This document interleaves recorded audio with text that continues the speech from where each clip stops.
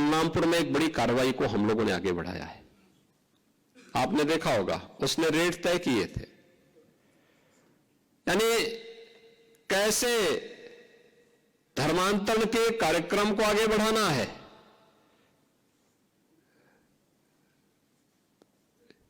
हिंदुओं में, ब्राह्मण में, क्षत्रिय में, सिखों में,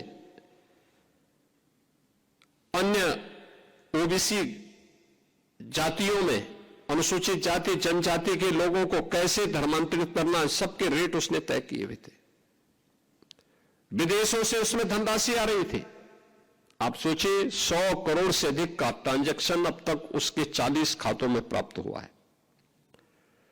और लगातार उस अभियान को आगे बढ़ाने का कार्य कर रहा था। एक लोग किस रूप में देश का स्वरूप बिगाड़ने का काम कर रहे हैं,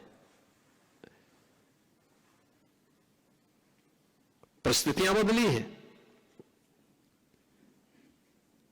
उद्देश्य उनका वही है जो उस समय था। हां, काम का तरीका उन्होंने बदला है। और यह आयोजन हम सबको इस बात के लिए प्रेरणा दे रहा है कि जिस उद्देश्य से सिख गुरुओं ने अपना त्याग और बलिदान दिया था, सिख वीरों ने अपना बलिदान दिया था, अपनी शहादत दी थी, आज वर्तमान पीढ़ी को उस शहादत की परंपरा को फिर से वर्तमान परिप्रेक्ष्य में जीवंत बनाए रखने के लिए एक नई रणनीति के तहत कार्य करने की आवश्यकता है। याद करना, हिंदू और सिखों के बीच में फूट डालने के प्रयास तो तमाम लोग करेंगे, लेकिन जो हमारे स्वयं के बीच में हम सबको तोड़ने की, कमजोर करने की साजिशें हो रही हैं, इससे कौन बचाएगा? और हमें इसके प्रति सतर्क होना पड़ेगा। हम सब आभारी हैं उत्तर प्रदेश के अपने सभी सिख नेतृत्व का, और मैं तो धन्यवाद दूंगा दिल्ली गुरुद्वारा प्रबंध कमेटी के अपने सभी पदाधिकारियों का भी। उत्तर प्रदेश के हर कार्यक्रम में उनका बहुत सकारात्मक योगदान प्राप्त होता है और उत्तर प्रदेश के हमारे ये पूरी टीम एक भाव के साथ मिलकर के कार्य करती है। और यहां पे जब भी कोई आवाज हम सामूहिक रूप से आगे लेकर के चलते हैं, वो एक राष्ट्रीय आवाज बनती है और वो सफल भी होती है।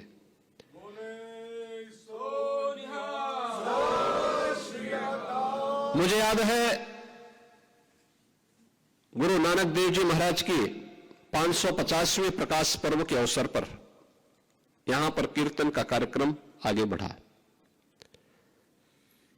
इसके उपरांत तो अनेक ऐसे कार्यक्रम हुए। बाल दिवस का कार्यक्रम हम लोगों ने जब कोविड कालखंड में प्रारंभ किया तो वीर बाल दिवस का आयोजन 26-27 दिसंबर के अवसर पर करते हुए यहां पर आवाज उठी थी कि राष्ट्रीय स्तर पर हो। और हम आभारी हैं प्रधानमंत्री मोदी जी के, उन्होंने 26 दिसंबर की तिथि को वीर बाल दिवस के रूप में अखिल भारतीय स्तर पर इस आयोजन को आयोजित करने का निर्णय लिया और अब यह एक अपने आप में राष्ट्रीय आयोजन बन गया है।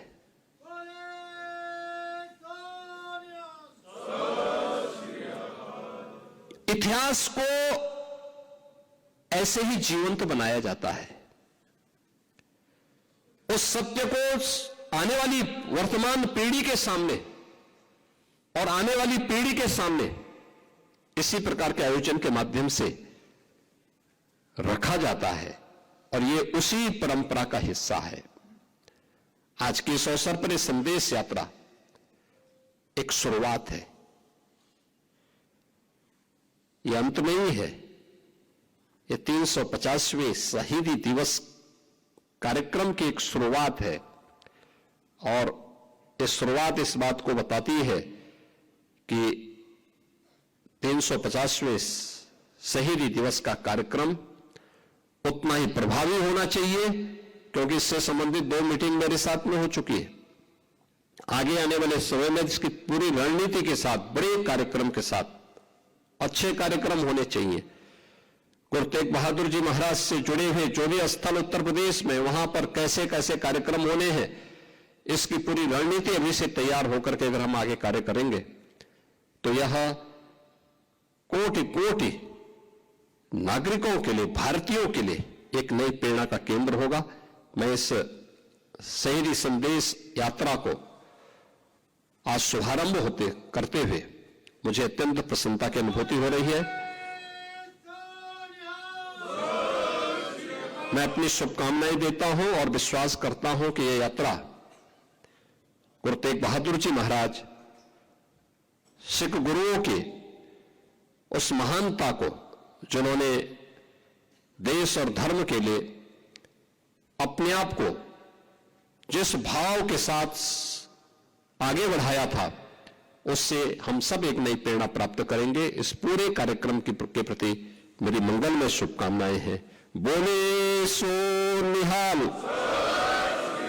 बोले सो निहाल, सत श्री अकाल।